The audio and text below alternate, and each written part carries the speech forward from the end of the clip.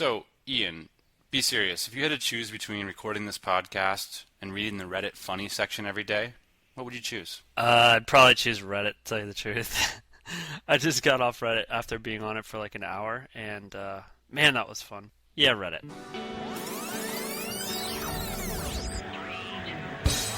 Hey, podcast listener, even if you are alone in your entrepreneurial pursuit, know that today, right now in your earbuds, you are joined by thousands of entrepreneurs all around the globe seeking to do the same thing you are. If you want to know more about this program or this podcast or want to get barraged by a lot of annoying pop-ups, check out our website, lifestylebusinesspodcast.com. Yeah, buddy, welcome to the Lifestyle Business Podcast, where we believe building a business is the ideal way to create more freedom and opportunity for you, your family, and those around you. Today, I am joined, as is per the usual, by my captain, my co-host, a man who, what were we going to say this time, Ian? A man who just taught me what a Hoover hand is. Made you say it. If you stick around to the end of the episode, I'm going to share with you the most fascinating ebook that I've read in a long, long time. I mean, this ebook this is an incredible read.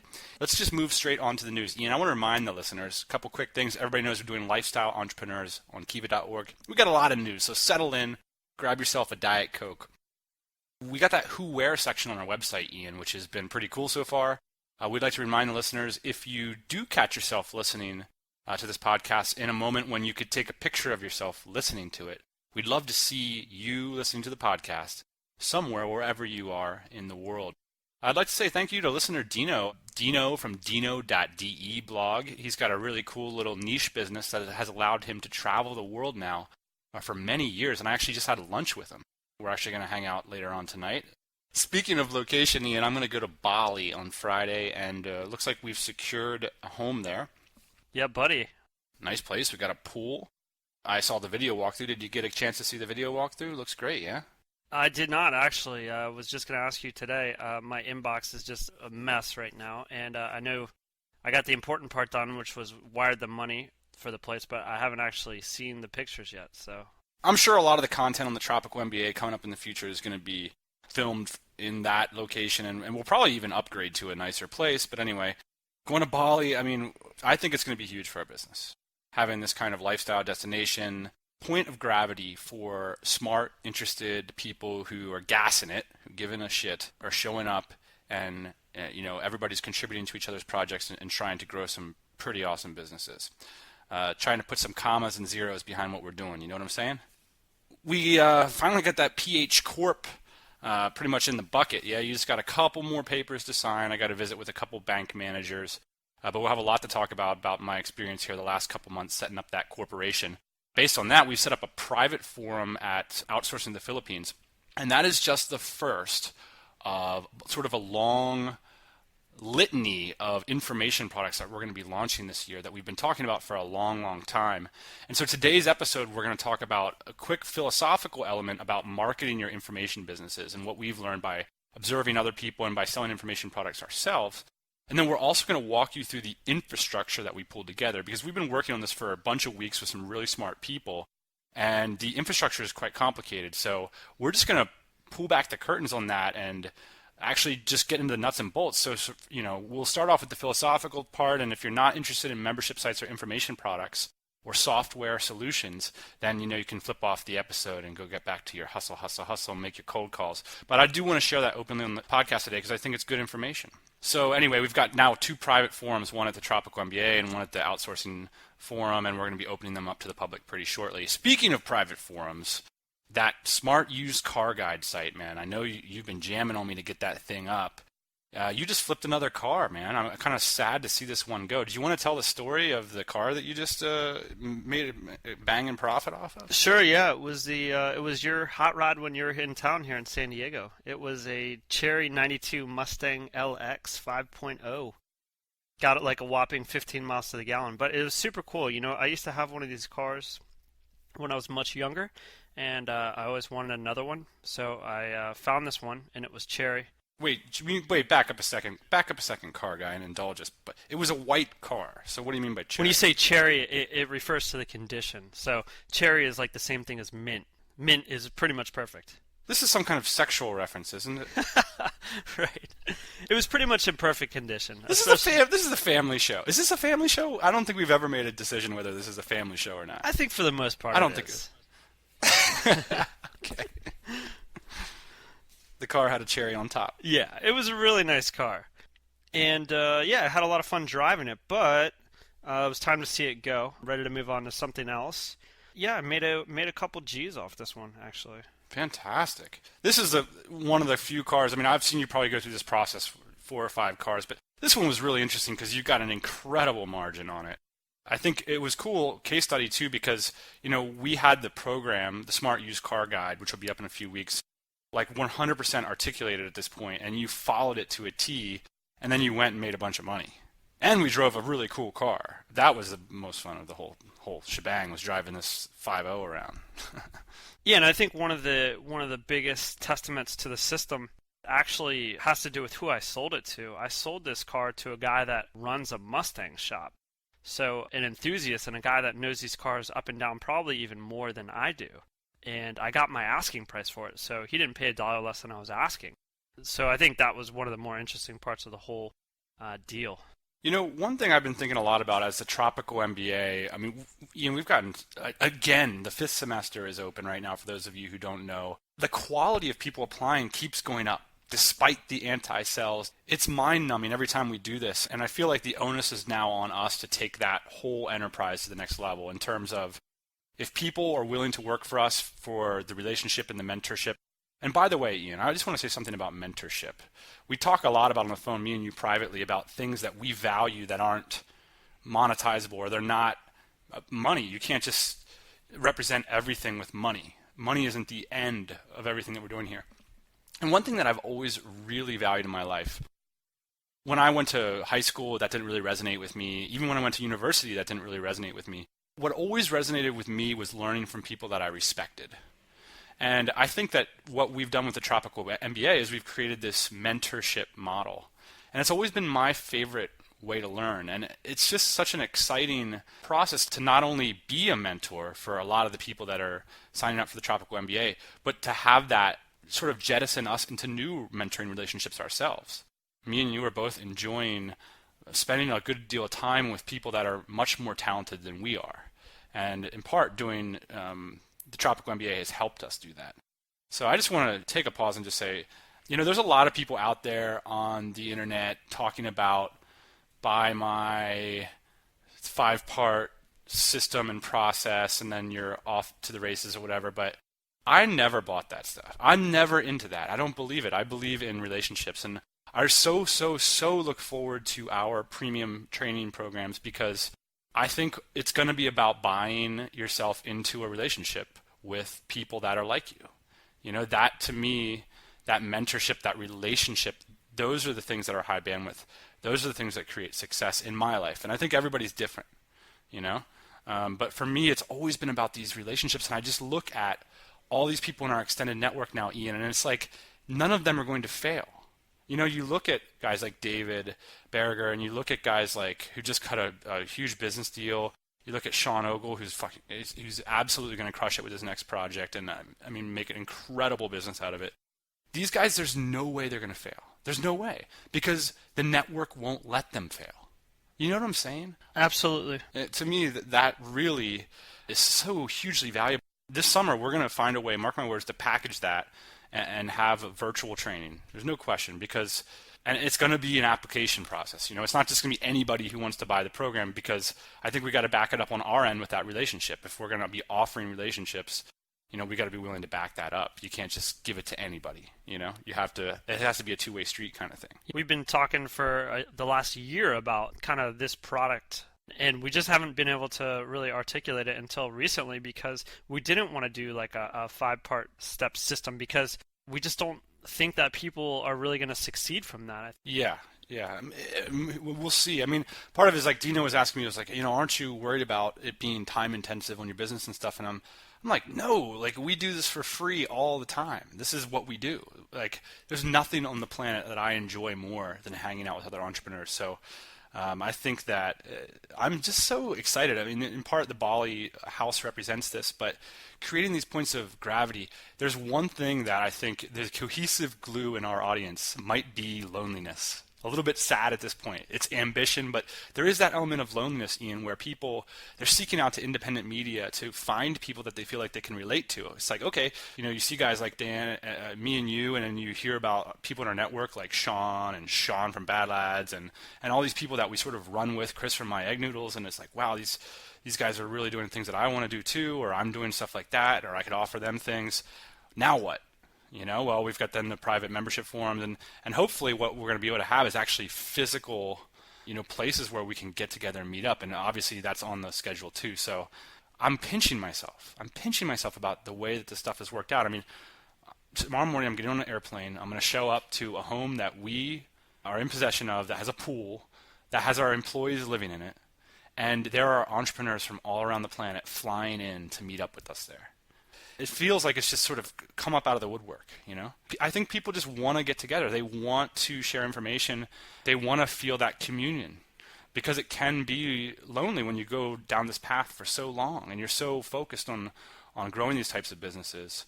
And then to actually meet with these people and to start partnerships with them. I know that many entrepreneurs, they judge the success of their business based on the numbers, the commas and the zeros.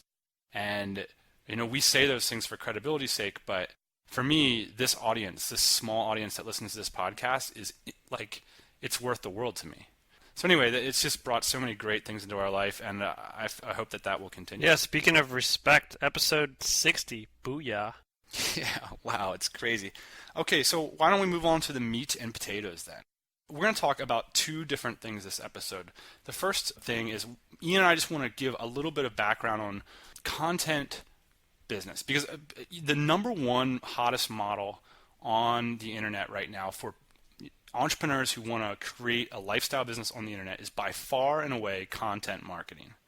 And so I want to make a few comments about that, because obviously we do that, and I'm confident we're going to be successful at that stuff, and I'm also confident in some things that aren't working out there, and so I want to talk a little bit about that. Let's talk a little bit about this content gen model. First, what is it? All right, so I was watching an episode of The Marketing Show with Clay Collins. If you don't know who Clay Collins is, he's cool because he's kind of our age, but he's like a successful sort of Frank Kern-esque internet marketer. And I think what Clay is set apart from a lot of the other guys in that he's pretty transparent and he's really sharp. He's kind of like Tim Ferriss sharp. And he's always sort of been a star ever since he first came out with his blog, sort of back when we got started. He was one of the first bloggers I started reading. Anyway, so he has this new show called The Marketing Show, and he had this great segment about unethical marketing and unclear marketing. And he's taking aim at a lot of people. I've seen this kind of thing a lot. I help small businesses grow. This relates to this content marketing. Essentially what you do is you choose a niche. So in my case, let's say, hypothetically, I want to be a small business consultant. And so I put my bio and I say, I help small businesses grow. And then I start blogging about ways that small businesses can grow via their social media presence or whatever. And then I just do that and do that and do that. And eventually I get 1,000 people that are following me after God knows how long. And then what I do then is I launch a product, or I survey them and I say, what do you guys want? Do you want to learn how to use Twitter or whatever? And if they say yes, then I go make a product and do a launch and all. And so this is how we're all clear on this business model. This is not news to anybody. But what's interesting, I think, Ian, is this idea of these vague marketing messages. And Clay's point is, like, if you leave yourself open, like I help small businesses grow, first off, you're lying in some weird way, because you're allowing the prospect to project onto you. So if you say, I help small businesses grow, and like, Ian, you have $1 million business right now, that's technically a small business, but probably this person isn't going to be able to help you grow. Yeah, it's not specific enough for my needs. I mean, I think it's important for you to put yourself in the person's seat that might be purchasing your services and think, well, like when I read that, I think, well, yeah, there's a million ways to help our business grow, but like, how could you possibly know what it is, and what am I going to do? Like, come to you and say, like, I've got a small business and I need it to grow? I mean, chances are you're a specialist at something. Maybe you help small businesses grow through cart conversions, and you have a extremely high success rate. Maybe you every site you touch, you can increase the cart conversions by 20%. That's amazing. That's great. So, like, why not advertise that? Why not say I increase cart conversions? Because that's something that I can sink my teeth into. Yeah, and I'll tell you exactly why people don't do that, because they're scared to. They think that by saying, I'll help you save $200 a month on your AdWords account, that they're cutting themselves out of all this other business. But it's exactly the opposite, because the truth is that if you just help small businesses grow, there's no way that you can assign credibility to that, unless you're sort of a brand, right? And let's face it, if you put personal before brand, you're not a brand. Dave Ramsey is a brand. Tony Robbins is a brand. You are not a brand. And so you got to get Dan Kennedy on it. You got to get really focused, really granular. And I think a lot of people, they come up and this is like the most common way to describe yourself. And I think that's why Clay's taken aim at it. And we're talking about this. I think it's a highly unsuccessful way to market yourself with these sort of vague, general kind of things. I'm not going to trust you. And here's a problem sometimes I'm seeing with this. Is a lot of these people will build an audience. But the problem is that they'll often build an audience with people who don't actually trust them as a product person, or because there is this element of actually like just hanging out on the blogosphere and like, you're a business coach, I'm a business coach, so let's like support each other's blogs or whatever. Your audience might not actually be a buying audience. They might not actually trust you. And what are you going to trust the person with? Like, my job is to help my business grow. Like, I will hire you if you're the AdWords guy, or I'll hire you if you're the copywriting conversion guy. So tell me about that, but don't tell me about general business growth, Right. And you see this too with personal development. I mean, personal development is another huge life coaching. Like, there's a lot of this kind of thing going on. And I think if you can drill down your marketing message to be more specific, you're going to be much more successful. Let me give you another example. Maybe you've thought of this one too. When you go to like an expo or like a trade show or something like that, there's always two guys, right? There's the guy with the hood, right? And it's got some deep scratches in the hood, and he's got some kind of like rubbing compound, and he shows you like how this compound can get any scratch out. Or there's the guy with the knife, and the knife like cuts through anything. So he's got like steel pipe there, he's got bread, typical infomercial products, right? But if the rubbing compound was sitting by itself, and if the knife that cuts through anything was sitting by itself without a demonstration, like there's no way I would even consider buying that knife, What is this, like world's strongest knife cuts through anything, no demonstration? Yeah, right. I want to see this thing work. So that's why they've got the guy there demonstrating how the knife cuts. So you've got to be the guy that's demonstrating what you can do. If you're just standing there next to a pile of knives without anything to demonstrate on, saying it's the world's sharpest knife, like, go get some wood, start cutting it, Yeah. And in our case, like, I mean, I know some of the people like in my normal life who don't maybe think of me as Dan the entrepreneur, they think of me as like Dan the guy I've always known. I think sometimes they might look at the sidebar of our site and see that we have a revenue figure there, and they might think that that's tacky. And maybe to most people that's tacky, but my hope is that, and I'm interested in your feedback to this audience, when we say that, it's not about bragging, it's very matter of fact. Like, if you want to listen to these guys, we want to let you know in business terms what we're up to. And I think that's, to me, I mean, I think credibility is so critical, especially in these content marketing businesses. And it's tricky because, it's easy to be thinking that you're building an audience that sees you as credible when you're not. And I've seen a lot of that because of the social nature of the web. I think if you really want to be, a big star and make a good living online, you're going to have to do better than that. And, and this is the real tricky part, but you're going to have to do something that makes you credible. And even if that's something small at the beginning, it's better than being vague about nothing. Even if that is like, I manage this kind of AdWord account at this kind of dollar rate, and these are the kinds of results we're seeing, I think that that's the kind of specificity that allows people to succeed. That's the kind of realism that allows people to succeed. If you're do you see what I'm getting at here? I mean, I think you gotta do stuff that makes you credible. At the Tropical MBA, you look at the incredibly engaged audience that we receive from that, the high-level entrepreneurs that work for us. It's like we're putting our money where our mouth is there. We're actually doing something that gives us the credibility, And I believe that there are blogs with audiences that 5, 6, 7 times the size of Tropical MBA that aren't as valuable because of that fact. And I think that that's important. Same thing if you look at our other businesses. Smart Used Car Guide. Well, we actually have the numbers, the facts, the figures to back up that this is a real program that actually works for people. Same thing with when you look at Outsource to Philippines. Wouldn't write that blog if I wasn't living in the Philippines. So sometimes, a lot of people in the fake it till you make it thing, they're leading with their words. Well, why not lead with your actions?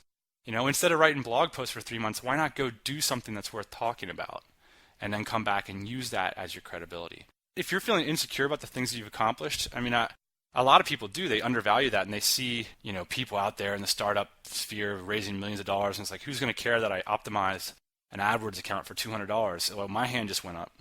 And you've seen I've already mentioned it 4 times because I got to do AdWords this afternoon. So, I think that, people really undervalue the kinds of credibility indicators that they can put forward. Big businesses, they need small things. They need people that are credible in specific. It's the same with all different kinds of industries. So if you're just getting started out, I would really encourage you to be hyper specific about what it is you can accomplish. Now, if you look at more internet marketing stuff, the people that are hyper specific are the most successful as well. And I think of Chris Guillebeau as a fine example of somebody who's an internet marketer, straight up. He came out, he said, I'm going to make money by telling you how I make money. But he was hyper specific about how he was going to do it and how he was going to be remarkable and what was going to be unique about it. And he crushed it.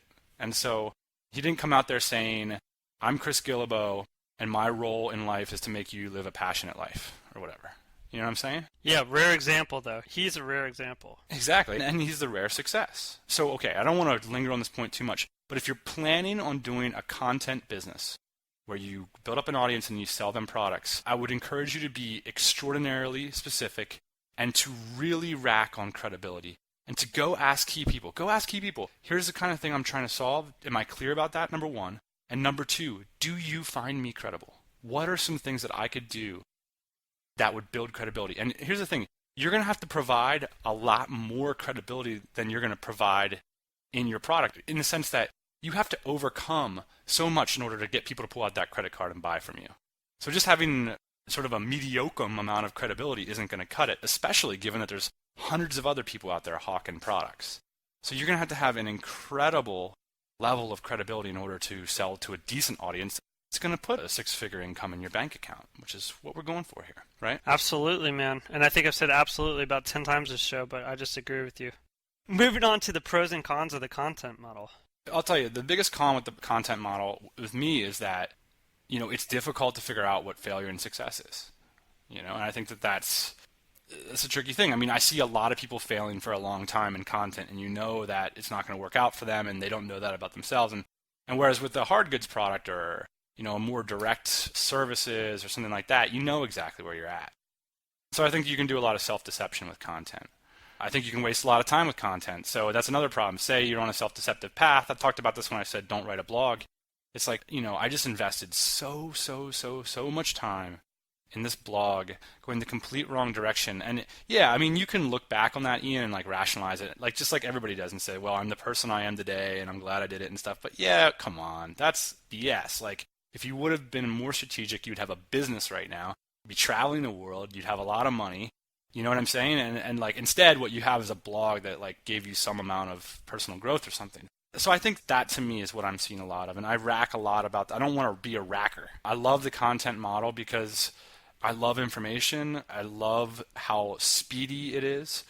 And I'm seeing so many people wanting to rally around these communities. When we look at our communities, Ian, the Tropical MBA Inner Circle, the Tropical MBA interns and alumni, all the guys that are doing business in the Philippines, they're willing to get on airplanes to meet up with each other because of what we're doing. I think that that's powerful. And I think the ability to pull together products on the fly and survey your clients is absolutely beautiful. It's nuts. It's incredible. But you have to be clear to yourself, are you somebody that's going to be seen as credible? And to be strategic about that, because there's a lot of people out there that have a lot of credibility. And if you're competing with those people, you're going to have to give people compelling reasons to go with you over everybody else.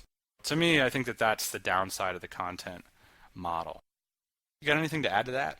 I think that pretty much says it. Let me do this though, Ian, because I want to walk the listeners really quickly through some of the software that we're going to be using for our membership sites. And just to go over them quickly, our membership sites are going to be in order of launch, outsourced to the Philippines.com. I won't go through the price points right now. We'll do that in future episodes. The next one is going to be expatperspectives.com/Bali. So that's going to be an expat guide to living, working in Bali. The next one is going to be smartusedcarguide.com. And that's going to be your pet project. And that's a really exciting one. In fact, I think that has a lot of market potential. And then, of course, fourth and final, after we get all these out the door, we're going to do the Tropical MBA class. So it's going to be, rather than just paying one intern to work with us directly, we're going to do a broad range of people, application only, that can work with us over, say, the course of a semester, 12 weeks, invest some money of theirs, but invest in a relationship with us, and then we'll work with them one-on-one vis-a-vis our employees and all our resources to help grow their business, depending on where they're at. So these are the 4 sites that we're pulling together, and of course we had to determine the infrastructure for all of it. Of course, at the very core level, we've got our corporation in California, and now we've got our corporation in the Philippines. Initially, we'll be running this out of California, but eventually we'll probably move this stuff offshore, especially as me and you start to spend more time in Asia. Here's a few of the things that we're going to be using. We're going to be using WordPress. A lot of community sites are actually run on stuff like Drupal, Ian, but WordPress is much more robust than it was even a year ago. I think it's the ideal platform, and there's plenty of plugins that you can sort of put into WordPress that allow you to have some of those community features that are built into Drupal. WordPress is just much easier to work with. There's a bigger development community. It's cheaper, and it's not just a sort of confusion circus when you get into the back end of the site. I find Drupal to be not only a headache to work with, but it's a liability because you can screw things up pretty easily, and we've done that in the past. And listeners are well aware of our Google dings and duplicate content issues. So we're going to use WordPress. We're going to host it at Bluehost. Never had a problem with Bluehost. They're cheap. They have unlimited storage, unlimited domains. Can't go wrong with Bluehost. So every one of our membership sites is going to have a forum. And so this is a big question for us, is which forum software to use. The cleanest, simplest forum software, sort of a modern looking interface, we're going to use Vanilla Forums. So I recommend that. That's open source, free software. Now, all this stuff needs to go behind a paywall. Basically, a membership site, say on Outsource to Philippines, I post a big blog post, but there's like sensitive information about incorporating at the end. I might want to put that information behind a paywall. If you want to see this information that cost me $10,000 to get, you're going to give me a little bit of change, buddy. And the way that you do this is you get a plugin called Amember. Now, there's a bunch of competitors to Amember, notably Wishlist. But Wishlist, the reason we didn't go with it is it doesn't have as much functionality. So we really want a fully function site that we can put paywalls around all this stuff. And so Amember is what we went with. The reason, you can't use eJunkie for this stuff. So we've been using eJunkie. Can't use that. And part of the issue is you need to have recurring payments. So eJunkie essentially works as a... Am I putting you to sleep here? No, when you say recurring payments, you want to be able to bill people on a monthly basis without having to run their credit card again. Right. And so what you need is you need a merchant banking partner. A merchant banking partner is somebody who can run credit cards for you, right? Through PayPal, this service costs $30 a month, but the recurring payment thing costs an extra $30 a month. We had to get off of eJunkie, which is a digital delivery service. We're going to do premium services through PayPal, which is what we use on our hard goods side of the business. eJunkie is just a tad bit easier to use, especially if you want to set up like affiliate programs and stuff. But we absolutely got to do this one on our own. So we went with PayPal. One final thing I want to share with the audience that's been just a fantastic plugin for us. Everybody's familiar with a squeeze page. A squeeze page is like, hey, I'm Dan, like here's a really cool video, and if you want the other videos or my free ebook or whatever, I need your email address. Basically, you don't need to reinvent the wheel if you go out and get this product called OptimizePress. It's basically a plugin that offers you a theme for your squeeze pages. And it's really cool because it's easy to plug in the content, plug in your videos, and you got this really professional looking squeeze page. Even like if you mouse over the video, so if you want to put the video behind the squeeze page, it'll have like a little like, oh, you can't watch this video yet until you give me it's very professional. OptimizePress is like $100. We'll have that affiliate link on our blog if you want to check it out. Or you can just go Google search it. Or we could say, go to lifestylebusinesspodcast.com/our landing page thingy. That's an internet marketing joke. I'm sorry. I'm such a nerd. Let me just explain one more thing about Optimized Press that is fascinating. It also has themes for sales pages. And as you know, I'm a huge fan of long-form sales pages. And not like hypey, scammy stuff, but for example, our Philippines site to start is going to be like $300 a year to be a member. This is $300 a year. That's a lot of freaking money. Of course, like I expect that people have read my blog and they like know who I am and stuff. But I'm not just assuming that they're just going to chunk out $300. Anyway, I shouldn't be assuming that everybody who comes to my sales page wants to have read all my blog, number one, or has even gotten there because of that. So my affiliates, for example, could be sending people to my sales page cold. You really need to do a good job of thoroughly explaining the benefits of your product, and that's what sales pages allow you to do. You can have testimonials automatically inputted, benefits automatically inputted, video. All these things are laid out in a really clean way. Everything goes down to the buy now button. So it takes away sort of the form of your blog and gives you one of these really clean, really professional looking sales pages. So I recommend Optimized Press to set up those squeezes. So all the landing pages basically for your product rollout. These are actually the nuts and bolts infrastructure that we're going to be using. Two other things we're going to continue to use Aweber as our mailing list software, which is sort of the de facto standard for internet marketers nowadays. And one thing we got to figure out, and if you can help us out with this, is we're not going to launch these programs with affiliates. But eventually, within the next month or two, we're going to have to figure out how to manage our affiliate. I would love to do a deal with fellow bloggers who love our product, for example. Someone who maybe made some money off of your car product and said, hey, that's great. I want to share that with my audience. Well, we need to give them the option to make money off of that. And so that's one final thing that we got to work into this whole infrastructural equation. But we're going to put that off a little bit. So we're learning this as we go. And, if we would have done this a year ago, this set of software would have been different. Vanilla is emerging as a real competitor with vBulletin for the forums. The A-member wishlist thing is always like a constant horse race. And obviously Optimized Press has just been blowing up this year. So these are definitely things that are happening right now. You can see, by the way, we're sort of pulling this together with duct tape that this is a great opportunity. Bloggers like myself and Ian, we want to create robust communities for the people that follow us. Man, what a great opportunity, Ian, to provide bloggers with ways to monetize their communities easier. This same problem isn't probably going to exist in the next couple of years, but I just think it's really cool that we were able to outline this list of like kind of what's current right now, April 2011. And what's working. And you know what? Like a lot of people are charging huge dollars for this list that we just rattled off. I'm happy that we were able to kind of compile all this information and share with everyone for free, what this list looks like. The other thing about this that's exciting to me, Ian, is that I've never really been a big forum, like community kind of guy. I've been a part of a few forums and stuff, but, just recently we started 2 of our own forums, and I'm having so much fun. I'm actually just really looking forward to taking it to the next level and, having it be a little bit more time intensive, Poor me, I have to interact with more cool people and more entrepreneurs. What a bummer. So let's move on to the quick tips, tricks, and or funny joke section. Well, that's a bit of a marathon episode. If you stuck around to the end, I've got something really special to share with you. I found this via Sebastian Marshall's blog, and I'll link to the post where he put it up. He actually found it through vis-a-vis another blog, but basically some blogger summarized the apparently very long and very boring biography of Rockefeller called Titan. And of course, Rockefeller is an interesting guy, very quirky, very unique, and of course, I guess if you adjust it for time, he's like the richest guy ever. He had the biggest empire that's ever been built by sort of a human being.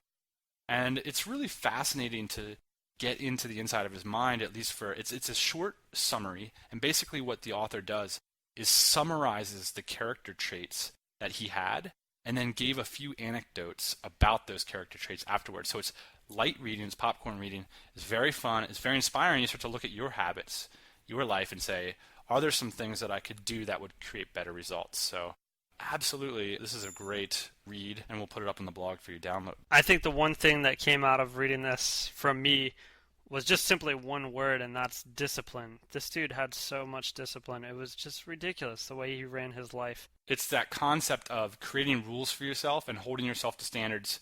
Whereas I think the people who are less experienced, they feel like that restricts their freedom. But I think wiser people, people that are a little bit farther down the path, they always look at discipline as an opportunity for freedom. Hey, designing with constraint is always much easier design. And on that note, I'm so glad that we don't have time for your iPhone photo camera app. It's okay, man. It can wait till next week. Well, hey, I'll tell you what can't wait till next week, Ian, is you guys going out there and making a cold call. And Ian and I'll be good on that promise, too. We'll go do our own. Thanks for joining me, Ian. I'll see you next week. Booyah. Hey, everybody. Thanks for listening. Don't be shy. We've got a mailing list, lifestylebusinesspodcast.com. Go there, get yourself signed up, and we'll keep you up to date on everything